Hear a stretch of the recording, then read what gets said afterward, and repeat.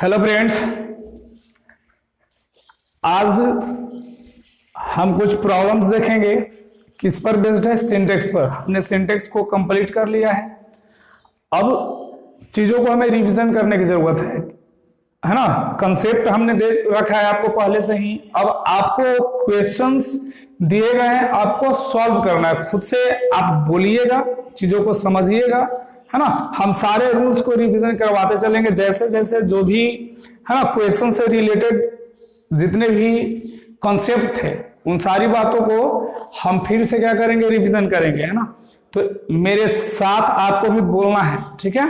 तो चलिए, आज का क्वेश्चन है फर्स्ट, करा है कि neither you nor your brother are intelligent. यहां पे दे रखा है नो एरर, है ना। किसी भी एग्जाम में आपसे एरर पूछा जाता है ना, उसको 4 पार्ट में क्या करेगा, डिवाइड करेगा, ठीक है। 4 करे या 5 करे, तो 4 पार्ट में डिवाइड मैंने कर रखा है पहले से ही।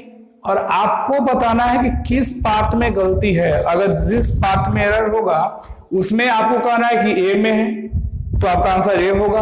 अगर आपको लगे कि बी में है तो बी होगा। अगर सी में है तो सी होना चाहिए। और अगर आपको लगे कि सेंटेंस करेक्ट है तो नो एरर होगा, है ना, डी नंबर। तो चलिए देखिएगा और मुझे बताना है। पहला फिर से मैंने रिपीट किया कि neither you nor your brother are intelligent. एक रूल था, याद होगा, कि जब 2 सब्जेक्ट, हम रूल को बोलेंगे, आप वीडियो को पॉज करके फिर से लिख सकते हैं, चीजों को समझिएगा। कहा कि अगर 2 सब्जेक्ट किससे जुड़े हों, नीदर नॉर से, इधर और से, not only but also say, तो आने वाला वर्ब किस सब्जेक्ट के अनुसार होगा था? पहला बिल्कुल नहीं, हमेशा सेकेंड सब्जेक्ट के अनुसार हम क्या लिखे थे, वर्ब लिखे थे। तो अब देखो, तो अगर आप यू को सब्जेक्ट मानिएगा तो यू आपका क्या है, प्लूरल सब्जेक्ट है। बिल्कुल आपने सही कहा, प्लूरल हुआ। अब अगर योर ब्रदर को मानिएगा तो एक कैसा सब्जेक्ट हुआ, सिंगुलर। तो यू के अकॉर्डिंग यहां पे आर होना चाहिए और योर ब्रदर के अकॉर्डिंग क्या होना चाहिए, सिंगुलर सब्जेक्ट है तो सिंगुलर वर्ब लेगा, तो इज होना चाहिए। तो अब आपको समझना है कि किसके अनुसार लिखना है। तो हमने कहा कि नीदर नॉर से जब जुड़ता है तो हमेशा किसके अनुसार वर्ब लिखना है, सेकंड सब्जेक्ट के अनुसार। तो सेकंड सब्जेक्ट आपका योर ब्रदर है, तो योर ब्रदर क्या हुआ, सिंगुलर सब्जेक्ट। तो सिंगुलर सब्जेक्ट के अनुसार यहां पे आने वाला वर्ब भी क्या होगा, सिंगुलर। तो मुझे आर नहीं कहना होगा, मुझे कहना होगा इज इंटेलिजेंट। क्लियर है रूल? तो हमने कहा कि नीदर नॉर, इधर और, not only but also say 2 subject जुड़े हुए हों तो हमेशा वर्ब लिखना है सेकंड वाले सब्जेक्ट के अनुसार। यहां पे जो होगा उसके अनुसार लिखना है। Got it? चलिए नेक्स्ट, करा है कि 10 miles are a long distance to cover on foot, और आगे है नो एरर। अब बताओ, करा है कि 10 माइल्स इज कहना होगा यार कहना, सिंटेक्स है तो हमने सिंटेक्स को जाना था कि सब्जेक्ट वर्ब एग्रीमेंट कहते हैं। क्या कहते हैं? Subject verb agreement. हमें देखना है कि सब्जेक्ट के अकॉर्डिंग वर्ब लेगा, है ना। 2 ही बातें यहां पे हमें सीखनी है ना। तो कह रहा है कि 10 माइल्स। अब भैया देखोगे यहाँ पे 10 माइल्स, तो ये अपने आप में सिंगुलर की प्लूरल? बिल्कुल आपने सही कहा कि प्लूरल है। तो जब प्लूरल है तो आने वाला वर्ब भी क्या होगा, प्लूरल होगा, हाँ कि ना? बिल्कुल नहीं, हमने इसके साथ एक कंसेप्ट को समझा था, है ना। हम चले थे कभी पटना से अवध, यार पटना से अवध। अब पटना से अवध में एक 10 माइल्स क्या था, डिस्टेंस था, है ना। और डिस्टेंस बताने वाले के साथ मैंने 2 कंडीशन रखा था कि अगर यूनाइटेड सेंस दे रहा हो, क्या यूनाइटेड सेंस दे रहा हो तो इसे हम सिंगुलर समझेंगे और आने वाला वर्ब सिंगुलर होगा। और जब डिवाइडेड सेंस दे रहा हो तो आने वाला वर्ब क्या होगा, प्लूरल होगा। हमें सब्जेक्ट को नहीं देखना है कि सिंगुलर है कि प्लूरल है, 10 माइल्स है या 1 माइल है, डजंट मैटर। हमें देखना है आगे वर्ब। यूनाइटेड सेंस दे रहा है, कह रहा है कि distance to cover on foot, सिर्फ फुट पे है, हाँ, सिर्फ पैदल चलने की बात कर रहा है, तो ये यूनाइटेड सेंस हुआ। तो इस सेंस में इसे हमने क्या कहा था, बिल्कुल सही, आपने कहा सिंगुलर। अब इसके अकॉर्डिंग जब वर्ब की बात होगी तो वहां पे क्या होगा, इज नहीं, सॉरी आर नहीं इज होगा। समझ में आ गई बातें। अब देखो इसी बात को हम डिवाइडेड सेंस अगर कहना चाहें तो हम क्या कह सकते थे कि 10 माइल्स, है ना। अब यहां पे मैंने छोड़ दिया a long distance to cover on foot and by bicycle या बाई कार। अब सोचिए अगर हम यहां पे cover on foot and by bicycle कर दे तब यहां पे क्या होगा, बिल्कुल अब आर कहना होगा। क्यों? क्योंकि अब एक 10 माइल्स जब कवर की बात हो रही है तो सिर्फ पैदल चलने की नहीं हो रहा है, और साथ साथ क्या कर रहा है कि एंड बाई कार। तो डिवाइड सेंस हुआ। तो डिवाइडेड में मैंने कहा था कि प्लूरल वर्ब देना है और यूनाइटेड में सिंगुलर, तो यहां पे इज होगा। ठीक है, नेक्स्ट कह रहा है कि many a student have not done his work. अब आगे है नोएर। चलो इसको अब देखो, अब बताओ मुझे, खुद से सबको बोलना है, नहीं कि इंतजार करते रहिए कि बताएगा तो हम लिख लेंगे यहाँ पे, नहीं, आपको खुद से बोलना है ना। खुद से पूछो कि मुझे आ रहा है कि नहीं। ठीक है, तो चलिए इसमें देखिए कि मेनी आर स्टूडेंट, आगे कहा कि have not done his work, क्या होना चाहिए सोचिए। हमने एक कंसेप्ट को पढ़ा था कि मेनी, अ ग्रेट मेनी, है ना, और मैंने कहा था फ्यू, है ना, के बाद आने वाला नाउन और वर्ब दोनों सॉरी प्लूरल होते हैं, लेकिन उसी में एक कंसेप्ट था मेनी अ, याद आ रहा है। मेनी अ के बाद आने वाला नाउन हमेशा क्या होगा, सिंगुलर होगा। क्या होता है, कभी भी यहां स्टूडेंट्स मुझे नहीं कहना है, क्योंकि यहां पे एक चीज नजर आया होगा, अ एक आर्टिकल है, अ का मतलब एक होता है, और एक के बाद आने वाला नाउन हमेशा सिंगुलर होगा। तो कभी भी ए स्टूडेंट्स नहीं बोलते हैं, हमेशा अ स्टूडेंट बोलना है। अब नाउन जब सिंगुलर है तो वर्ब मुझे लिखना है नाउन के अनुसार, सब्जेक्ट के अनुसार, तो यहां पे हैव होगा कि हैज होगा। अब जब नाउन मेरा सब्जेक्टिव सिंगुलर है तो आने वाला वर्ब इसके अनुसार क्या होना चाहिए, बिल्कुल क्या होगा, हैज कहना होगा। कभी भी हम हैव का यूज नहीं कहेंगे, तो बनेगा कि many a student has not done. ठीक है, नेक्स्ट करे if he was the PM of India he would help the poor. एक सेंटेंस है। अब हमें बताना है कि सेंटेंस सही है या गलत है।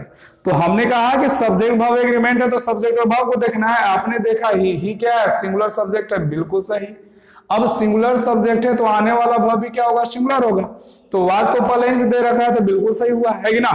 लेकिन बात को समझिएगा, हमने एक कंसेप्ट पढ़ा था, क्या पढ़ा था कि जब कभी भी दिख जाए, किसी भी सेंटेंस में लगा हुआ नजर आ जाए इफ, एज इफ, है ना, और क्या था, और भी बहुत सारे थे, I wish, he wishes, she wishes, तो सब्जेक्ट यहां पे सिंगुलर हो या प्लूरल हो, डजंट मैटर। हमने कहा था कि सब्जेक्ट यहां पे सिंगुलर भी हो सकता है और प्लूरल भी हो सकता है, लेकिन आने वाला वर्ब, यहां पे आने वाला वर्ब हमेशा क्या होगा, वर होगा।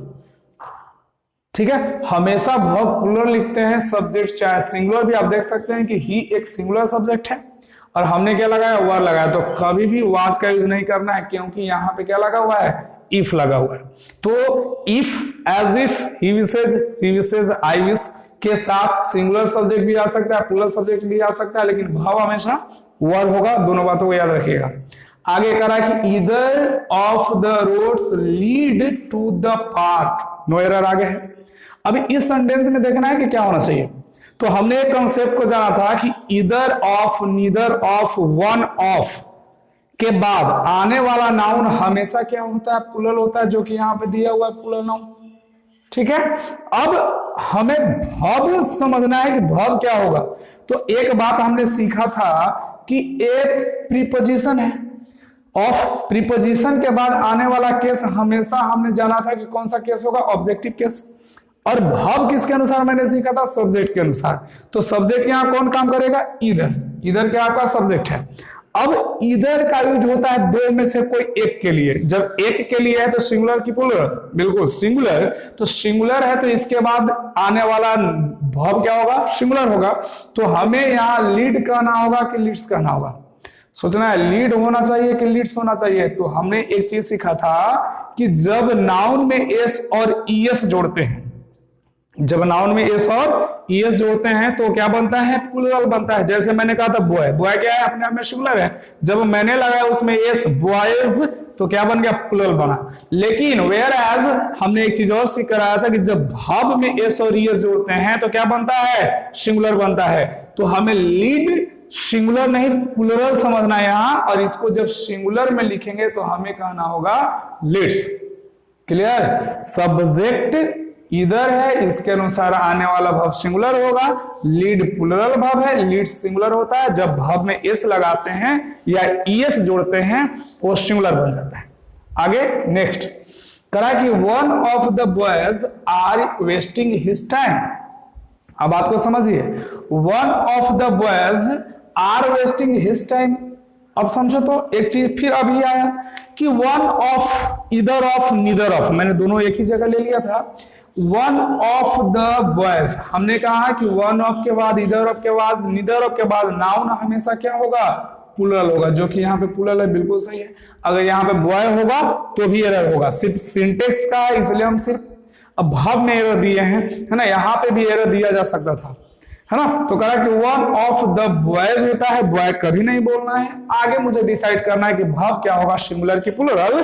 तो हमने एक चीज सीखा था कि ऑफ क्या है, बहुत अच्छे प्रीपोजिशन है, के बाद जो कुछ भी देखा, कौन सा केस, क्या बात है, ऑब्जेक्टिव केस। जब ऑब्जेक्ट बन गया है तो हम सब्जेक्ट किसको मानेंगे, सब्जेक्ट कौन होगा मेरा, वन।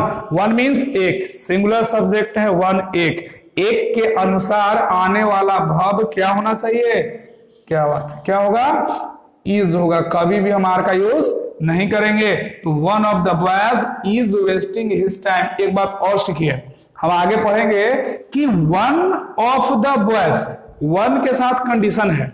आगे हमने लिखा है हिज, बहुत यहां पे भी कंफ्यूजन होता है कि वन का प्रोनाउन वंस होगा कि हिज होगा। दोनों बातों को समझिए, हिज भी हो सकता है, वंस भी हो सकता है। यहां पे क्या होना चाहिए, है ना। तो एक बात याद रखना है कि जब वन का यूज प्रोनाउन की तरह किया जाएगा, है ना, तो वहां पे प्रोनाउन की तरह किया जाएगा जब इसका मतलब एक को इंडिकेट करे, तो इसके लिए प्रोनाउन का यूज क्या करना है, हिज का यूज करना है। लेकिन जब वन का मतलब प्रत्येक हो जाए तो वहां पे क्या करना है, हमें उसे क्या देना है, वंस देना है। जैसे अगर हम एग्जांपल कर दें कि one should love, one should love one's country की हिज कंट्री। दोनों बातों को समझिएगा। अगर है ना कॉपी है तो आप लिख भी लीजिएगा कि one should love one's country या हिज कंट्री कहना सही होगा।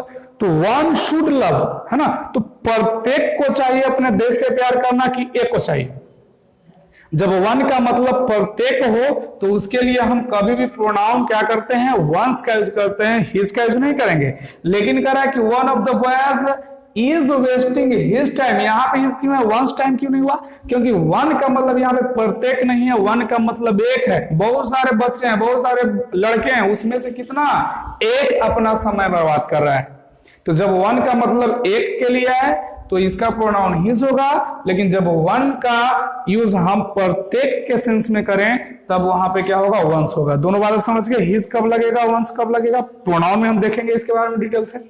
करा है कि Rakhi is one of the noblest women that has ever lived on this अर्थ।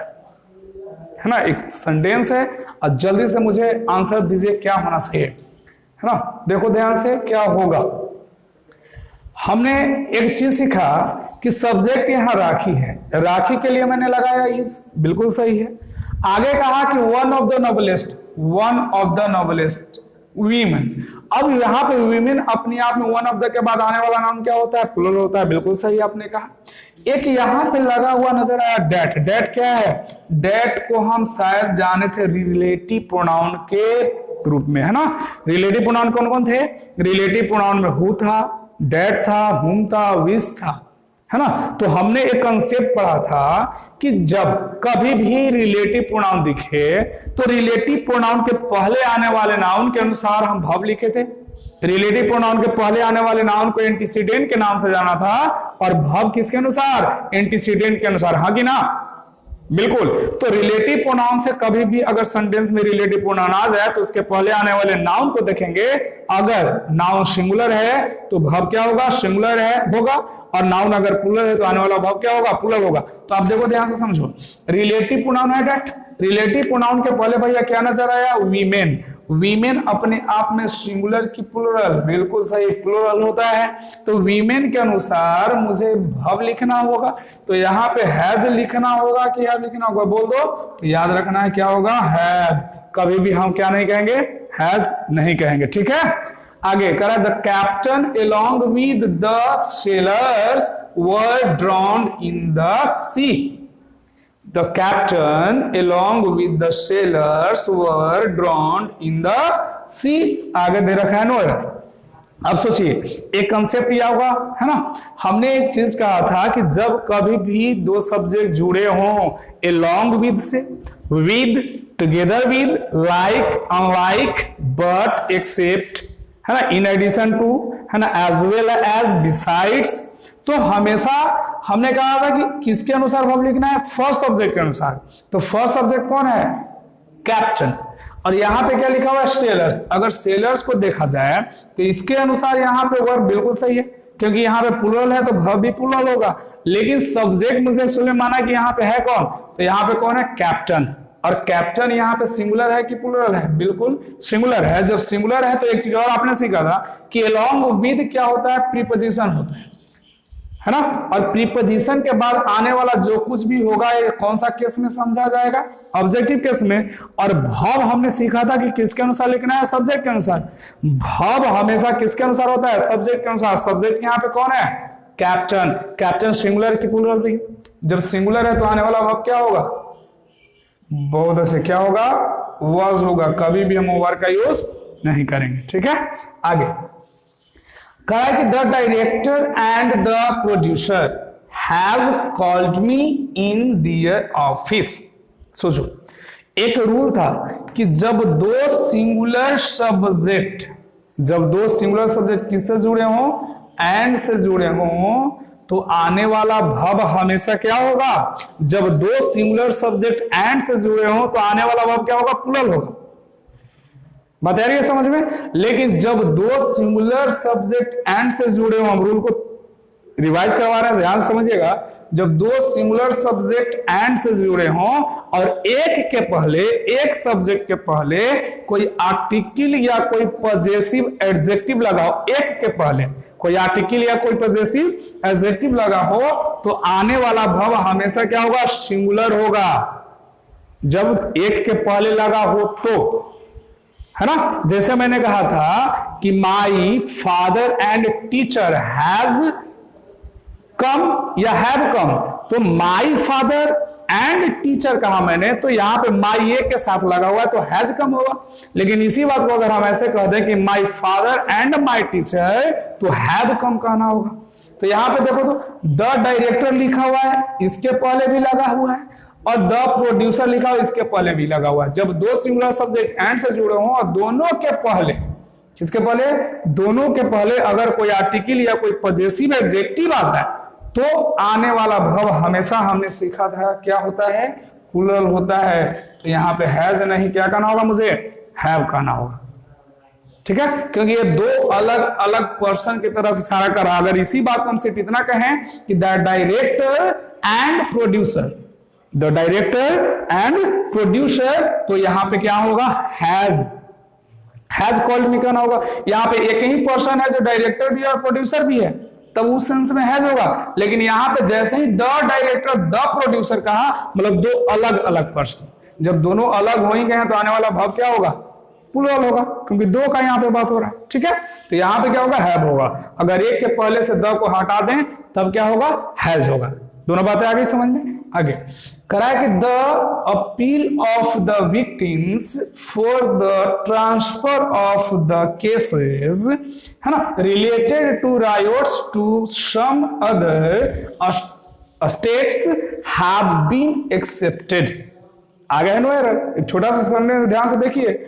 हमें इस सेंटेंस में समझना है कि एक्चुअली में सब्जेक्ट कौन है। देखो किसी भी सब्जेक्ट में हमें मेन सब्जेक्ट को फाइंड आउट करना पड़ेगा पहले। जब तक हमें सब्जेक्ट की पता नहीं चलेगा सब्जेक्ट में एक्चुअली सब्जेक्ट में इस सेंटेंस में सब्जेक्ट कौन है, तब तक हम इसके अनुसार किसके अनुसार मुझे वर्ब लिखना है कैसे पता चलेगा। हाँ, पहली बात तो ये समझो कि यहाँ पे लिखा हुआ है, हमने वर्ब को देख लिया, यहाँ पे लिखा हुआ भैया स्टेट्स। अब स्टेट्स सिंगुलर है कि प्लूरल है? बिल्कुल प्लूरल है। जब प्लूरल है तो यहाँ पे हैव ही होना चाहिए, हैव बीन एक्सेप्टेड, है ना। अब बात को समझो कि सही है या गलत है।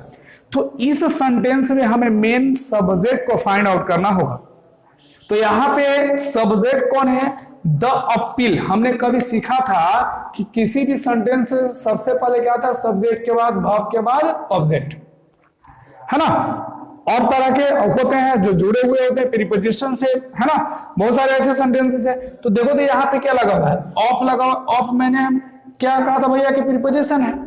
प्रीपोजिशन के बाद जो कुछ भी लिखा मिले उसको अब नहीं देखना है, क्योंकि प्रीपोजिशन के बाद आने वाला सब्जेक्ट नहीं ऑब्जेक्ट होता है ना। ऑब्जेक्टिव केस में होता है। तो यहाँ पे कोई आपसे कहे कि एक्चुअली में सब्जेक्ट कौन है, तो कहना है कि अपील। कौन है सब्जेक्ट? सॉरी, कौन है सब्जेक्ट? अपील। अब ये सब्जेक्ट अपील सिंगुलर है अपने आप में कि प्लूरल है?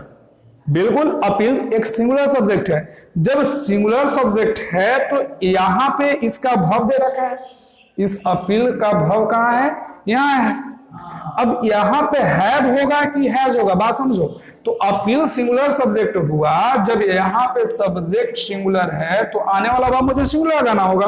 तो यहाँ पे हैव नहीं हैज होगा। अब कोई जरूरी नहीं है कि सब्जेक्ट के तुरंत बाद देखते हैं कि वर्ब कहाँ मिलेगा, ऐसा नहीं होता। कहीं पे दे सकता है। इसका कंस्ट्रक्शन कुछ इस तरह से भी होगा। यहाँ पे सब्जेक्ट है मेरा, देखो यहाँ पे वर्ब आकर रखे है ना। तो यहाँ पे क्या कहना होगा?